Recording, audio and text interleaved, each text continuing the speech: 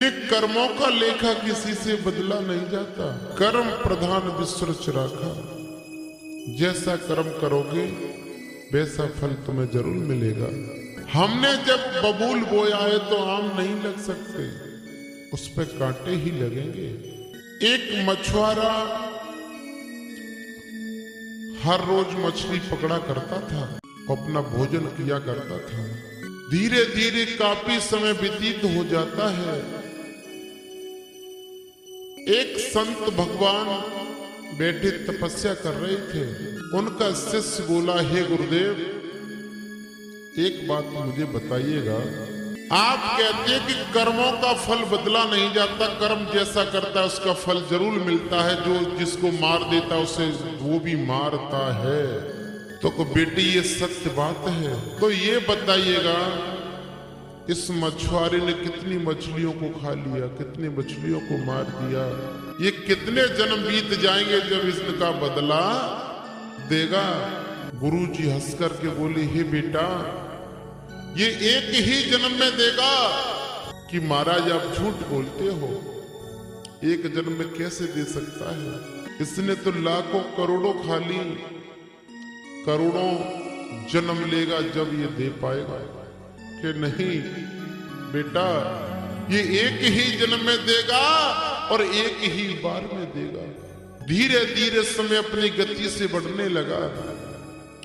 मछुआरा खत्म हो जाता है। वो एक गाय के या बछड़े के रूप में पैदा हो गया। जैसे ही जवान अवस्था में आया, जवानी का मद छाया, वो किसी को कुछ नहीं समझता था। अचानक एक दिन किसी रास्ते से निकल के जा रहा था, किसी बड़े वाहन वाले ने उसमें टक्कर मार दी। जैसे ही टक्कर मारी तो वो बछड़ा एक खंदी में जा गिरा। चोट लग गई उसके अंदर, शरीर के अंदर घाव हो गए। कुछ दिन के पश्चात उसमें कीड़े पैदा हो गए। कीड़ा पैदा हो जाते हैं, धीरे धीरे उसे खाने लगे।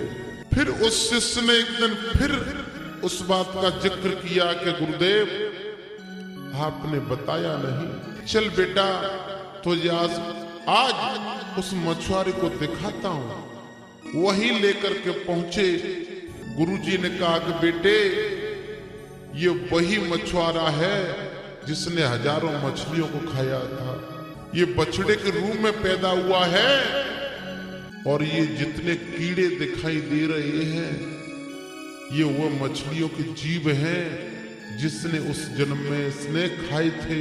ये एक ही जन्म में बदला अपना ले रहे हैं। धीरे धीरे चुन करके उस शरीर को खत्म कर दिया, सारा शरीर खा गए। तो कर्म का लेख कभी बदला नहीं जा सकता। हमने किसी के साथ दगा किया तो हमारे साथ भी कोई दगा करेगा।